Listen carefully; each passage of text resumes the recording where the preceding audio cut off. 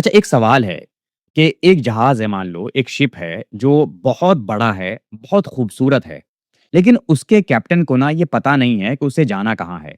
तो अब आपको क्या लगता है कि वो जहाज़ कहाँ पहुँचेगा? कहीं नहीं ना? वो बस करेगा क्या ना, वो वेव्स के साथ, मौजों के साथ बहता रहेगा और आखिर में किसी चट्टान से टकराकर डूब जाएगा। अब पता है क्या है? आज हमारी जो जनरेशन है ना, उसका हाल भी वही है। आजकल ना अगर आप किसी से भी पूछ लो तो हम पता कैसे चल रहे हैं? हम ना बस ज़िंदा हैं। हम खा रहे हैं, हम काम कर रहे हैं, लेकिन हमें हमारा गोल ना एक्चुअली में पता नहीं है कि हमें लाइफ़ में करना क्या है। आज का सवाल बहुत ही सीधा है। एज़ अ मुस्लिम ये आपको पता है कि आपका एक्चुअल में पर्पज़ क्या है? आपका गोल क्या है?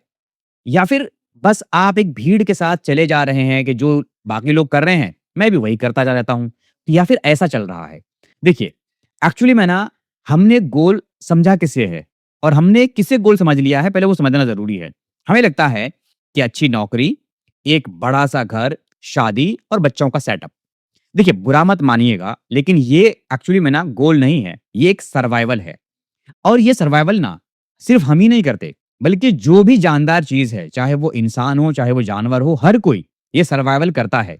तो अब समझना ज़रूरी यहाँ पर ये है कि एक्चुअली में अगर हम थोड़ा-सा अपने आप को अलग करें और जानवरों को देखें, तो वो भी क्या करते हैं? वो भी घर बनाते हैं, वो भी जो है नस्ल बढ़ाते हैं और हम भी एज़ अ ह्यूमन बीइंग यही कर रहे हैं आज के टाइम पे। इंसान और स्पेशली एक मुस्लिम सिर्फ सर्वाइवल के लिए यहाँ पर पैदा नहीं हुआ था। देखिए, कुरान ना हमें एक लफ्ज़ देता है। कुरान कहता है खलीफा, मतलब कि रिप्रेजेंटेटिव। इसका मतलब पता है क्या है? इसका मतलब है कि आपको ज़मीन पर अल्लाह का नुमाइंदा बनकर रहना था। मतलब क्या हुआ? कि सिस्टम को ना बेहतर बनाना था। मतलब अदल, जस्टिस कायम करना था। अब ये चीज़ क्या है? समझिए। हमने क्या किया है ना, हमने क्या किया कि हमने खुद को ना 9 टू 5 की दीवारों में कैद कर लिया और उसे ही अपनी कामयाबी समझ लिया। और हमें लगता है कि जो जितनी बेहतरीन 9 टू 5 की जॉब में है, वो उतना ही कामयाब है। अब एक चीज़ समझिए, हमारी सबसे बड़ी गलती क्या है? हमारी सबसे बड़ी गलती एक्चुअली में ये है कि हमने गोल को ना 2 हिस्सों में बाँट दिया। मैं ये पहले भी बता चुका हूँ कि ज़्यादातर जगहों पर गलती क्यों हो रही है? क्योंकि हम ना 2 हिस्सों में बँट रहे हैं। 2 हिस्सों में कैसे? हम सोचते हैं कि दीन का गोल ना सिर्फ़ मस्जिद तक है और दुनिया का गोल सिर्फ़ ऑफ़िस तक है। हम क्या कर रहे हैं ना, दीन को और दुनिया को 2 सेपरेट चीज़ कर रहे हैं और अलग-अलग तरह से देख रहे हैं। अब ये सबसे बड़ा झूठ है जो एक्चुअली में हमने सीखा है। देखिए, एक मुस्लिम के लिए हर दुनिया का काम दीन बन सकता है। ये आपको समझना पड़ेगा, अगर उसका गोल बड़ा हो। अब देखिए, अगर मान लो आप एक डॉक्टर हैं, आप एक डॉक्टर बन रहे हो और डॉक्टर इसलिए बन रहे हो ताकि इंसानियत की खिदमत करो। समझ रहे हैं? इंसानियत की खिदमत करो, तो वो क्या है? वो एक दीन है। अगर आप एक बिज़नेस कर रहे हो और आप एक बिज़नेसमैन बन रहे हो ताकि अपनी कौम को, अपने मुल्क को, अपने लोगों को पैसों से मजबूत कर सको, वो दीन है।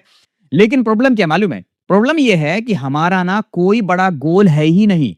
हमारे गोल इतने छोटे-छोटे हैं, आप बिलीव नहीं करोगे, बहुत ही मामूली से गोल हैं और हमने कभी सोचा ही नहीं है कि हमें, मतलब हम अगर मर गए, हमारे मरने के बाद दुनिया हमें क्या, मतलब हमारे बारे में क्या ओपिनियन रखेगी या हम में क्या बदलाव आएगा? कुछ भी नहीं है। हमारी मौत ना सिर्फ़ एक स्टैटिस्टिक बनकर रह जाएगी, क्योंकि हमारा कोई विज़न ही नहीं था। और याद रखिएगा, जिसका कोई विज़न नहीं होता ना, वो सिर्फ़ एक गिनती है, सिर्फ़ एक नंबर है। एक्चुअली में देखिए, कुरान शरीफ में क्लियरली कहा गया है कि मैंने जिन और इंसानों को सिर्फ़ अपनी इबादत के लिए पैदा किया। अब हुआ क्या है ना, इस आयत को मतलब बहुत सारे लोगों ने ना, यहाँ तक मुझे लगता है कि बहुत गलत तरीके से इसको इंटरप्रेट कर लिया। उनको क्या लगता है, उनको ऐसा लगता है कि इस आयत का मतलब कि सिर्फ़ आपको मस्जिद में जाना है, सिर्फ़ इबादत करनी है, सिर्फ़ तस्बीह पढ़ना है। लेकिन इबादत का एक मतलब है। इबादत का मतलब क्या मालूम है? इबादत का एक मतलब है सबमिशन। मतलब है अपने हर काम, हर एक्शन को एक बड़े मकसद के नीचे ले आना। आज हमारा यूथ कन्फ्यूज़ है। क्यों? क्योंकि उनके पास ना व्हाय नहीं है। उनका व्हाय क्लियर ही नहीं है कि क्यों करना है, क्यों कर रहे हैं, क्यों 9 टू 5 जा रहे हैं, क्यों उनका क्लियर नहीं है। और जब आपको पता होता है ना कि आपका गोल रज़ाए इलाही, मतलब अल्लाह की खुशी है, तो मुश्किलें आपको तोड़ती नहीं हैं। आज हर छोटी बात पर हम डिप्रेस हो जाते हैं, क्योंकि हमारा गोल सिर्फ़ सेल्फ प्लीज़र, अपनी खुशी रह गया है। मतलब सब कुछ घुमा-फिरा कर सिर्फ़ हम सेल्फ सेंटर्ड होते चले गए हैं। और होता क्या है ना कि जब आप अपनी खुशी को बहुत ज़्यादा इम्पोर्टेंस देने लगते हैं और वो जब आपको नहीं मिलती है, तो आप बिखर जाते हैं। और यही आज के यंगस्टर्स के साथ ज़्यादा देखने को मिल रहा है। अगर आज आपको ये नहीं पता है ना कि आपका गोल क्या है, तो ये 3 सवाल आप खुद से पूछिए, डेफिनिटली आपको ये कन्फर्म हो जाएगा कि आपका गोल क्या है। सबसे पहली चीज़, लेगेसी। मान लो कि आप ना 50 साल बाद, 100 साल बाद, जितने भी आप जियो, उसके बाद आप मर गए। लोग किस वजह से याद रखेंगे कि मैंने किसकी ज़िंदगी बदली कि नहीं बदली, किसी की लाइफ़ में कोई वैल्यू ऐड किया कि नहीं किया, किस वजह से लोग आपको याद रखेंगे? और दूसरी चीज़, मेरे पास ऐसी कौन-सी ताकत या फिर ऐसा कौन-सा स्किल है, जिससे मैं अल्लाह की मखलूक के काम में ला सकता हूँ? अब अल्लाह की मखलूक का मतलब क्या है? कोई भी इंसान जिसको आप कोई हेल्प कर सकते हो अपनी स्किल से, कोई सपोर्ट दे सकते हो, ऐसा कौन-सा ऐसा आपके पास पावर है, ऐसी कौन-सी ताकत है, जिससे आप ये काम कर सकते हो? ये खुद से पूछ कर देखो। और तीसरी सबसे इम्पोर्टेंट चीज़, जब मैं अपने खालिक के सामने खड़ा हूँगा, अपने क्रिएटर के सामने खड़ा हूँगा, अपने रब के सामने खड़ा हूँगा, तो क्या मैं कह सकूँगा कि मैंने वक़्त का सही इस्तेमाल किया? जो भी वक़्त मुझे मिला, चाहे वो 50 साल हो, चाहे वो 60 साल हो, 70 साल, 80 साल, 90 साल, जितने साल भी आप दुनिया में रहे, आपने उस वक़्त का सही इस्तेमाल किया? क्या आप अपने रब के सामने खड़े होकर ये ईमानदारी से कह सकते हैं? अब देखिए, गोल सिर्फ़ ना जन्नत जाना कह देना काफ़ी नहीं होता, कि अरे मुझे तो जन्नत जाना है। और आप सुनते भी होंगे कि जन्नत का एम रखो। जन्नत जाना कह देना काफ़ी नहीं है। जन्नत रास्ता है, और उस रास्ते पर चलने के लिए ना आपको इस दुनिया में काम करना पड़ेगा। ये दुनिया क्या है? इस दुनिया में आपको भेजा किस लिए गया है? क्या आप यूँ ही टाइम वेस्ट करते रहो, यूँ ही बस स्क्रॉल करते रहो, मोबाइल पर टाइम वेस्ट करते रहो, ऐसे लिए? नहीं, हर किसी का अपना एक गोल है, हर किसी का अपना एक पर्पज़ है। अगर आपको आपका पर्पज़ नहीं मालूम है, तो अपना पर्पज़ पता करने की कोशिश कीजिए। क्योंकि ये कोई ये नहीं बनता कि भई मुझे तो पता ही नहीं है मुझे क्या करना है लाइफ़ में। अल्लाह तबारक व तआला ने आपको समझ दी है, अल्लाह तबारक व तआला ने आपको अक्ल दी है।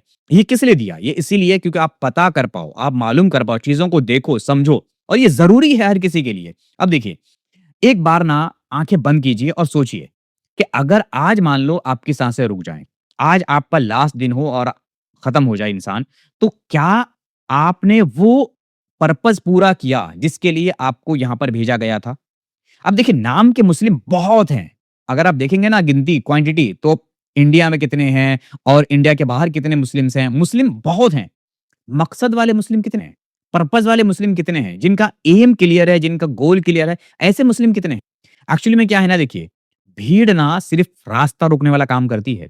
भीड़ का हिस्सा मत बनिए। रास्ता बनाता वही है जिसे अपनी मंज़िल पता होती है। तो अपनी मंज़िल पता कीजिए कि आपको करना क्या है। कुरान शरीफ का पहला लफ्ज़ जो नाज़िल हुआ वो था इक़रा, और मुस्लिम कौम के अंदर से सबसे ज़्यादा जो चीज़ आज कमी देखने को मिलती है जिस चीज़ की, वो इसी लफ्ज़ की है, मतलब कि पढ़ने की। हमारे इलाकों में पढ़ाई के नाम पर अगर आप देखेंगे ना, तो आपको बहुत कम चीज़ें देखने को मिलेंगी। मैं सिर्फ़ इतना कहना चाहता हूँ अपने हर मुस्लिम भाई-बहनों से कि प्लीज़ अल्लाह के वास्ते अपने बच्चों को तालीम दीजिए।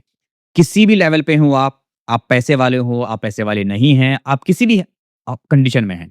बस सिर्फ़ इतनी रिक्वेस्ट है कि आप अपने बच्चों को तालीम दीजिए। जब आप अपने बच्चों को तालीम देंगे, उन्हें सिखाएँगे, तो इंशाअल्लाह तबारक व तआला वो एक दिन ज़रूर एक ऐसे लेवल पर पहुँचेंगे, जहाँ वो फ़ख्र के साथ कह सकेंगे कि हाँ, मैं लोगों के लिए, इंसानियत के लिए कुछ बेहतर कर रहा हूँ। अब देखिए, याद रखिएगा, जब हम अपने बच्चों को तालीम देंगे ना, तो तभी बच्चे सही मायनों में ऊपर उठ पाएँगे और सही मायनों में वो अपनी कौम के लिए, अपने मुल्क के लिए कुछ कर पाएँगे। अब ये तालीम का मतलब सिर्फ़ ये नहीं है कि मैं आपको सिर्फ़ कुरान और हदीस की बात कह रहा हूँ। कुरान और हदीस तो सिखाइए ही सिखाइए, लेकिन उसके साथ-साथ आप साइंस सिखाइए, फाइनेंस सिखाइए, टेक्नोलॉजी सिखाइए, एआई आ रहा है, एआई सिखाइए। ये सारी चीज़ें सिखाइए, ताकि आपका बच्चा हर तरह से एक मुस्लिम पूरी तरीके से कामयाब होना चाहिए।